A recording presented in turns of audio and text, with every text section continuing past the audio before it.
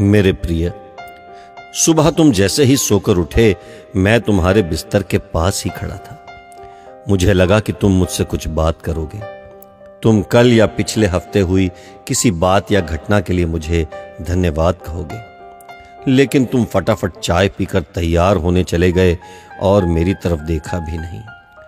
फिर मैंने सोचा कि तुम नहा के मुझे याद करोगे, पर तुम इस उधेड़बुन में लग गए कि आज तुम्हें कौन से कपड़े पहनने हैं। फिर जब तुमने ऑफिस जाने के लिए ट्रेन पकड़ी तो मैं समझा कि इस खाली समय का उपयोग तुम मुझसे बातचीत करने में करोगे, पर तुमने थोड़ी देर पेपर पढ़ा और फिर खेलने लग गए अपने मोबाइल से, और मैं खड़ा का खड़ा ही रह गया। मैं तुम्हें बताना चाहता था कि दिन का कुछ हिस्सा मेरे साथ बिताकर तो देखो, तुम्हारे काम और भी अच्छी तरह से होने लगेंगे, लेकिन तुमने मुझसे बात ही नहीं की। एक मौका ऐसा भी आया कि जब तुम बिल्कुल खाली थे और कुर्सी पर पूरे 15 मिनट यूं ही बैठे रहे, लेकिन तब भी तुम्हें मेरा ख्याल नहीं आया।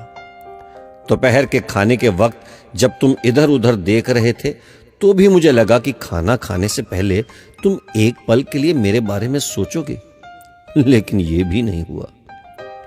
दिन का भी काफी समय बचा था।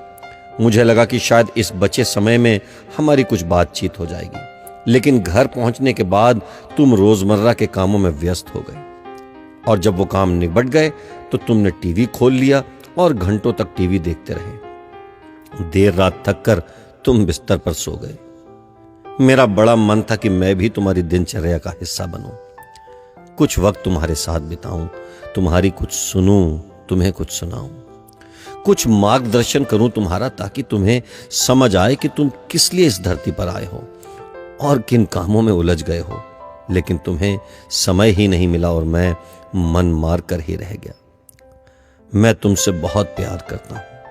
हर रोज इस बात का इंतजार करता हूं कि तुम मेरा ध्यान करोगे और अपनी छोटी छोटी खुशियों के लिए मेरा शुक्रिया करोगे। पर तुम तभी आते हो जब तुम्हें कुछ चाहिए होता है। तुम जल्दी में आते हो और अपनी मांगे मेरे आगे रखकर चले जाते हो। और मजे की बात तो यह है कि इस प्रक्रिया में तुम मेरी तरफ देखते भी नहीं। खैर, कोई बात नहीं, हो सकता है कल तुम्हें मेरी याद आ जाए।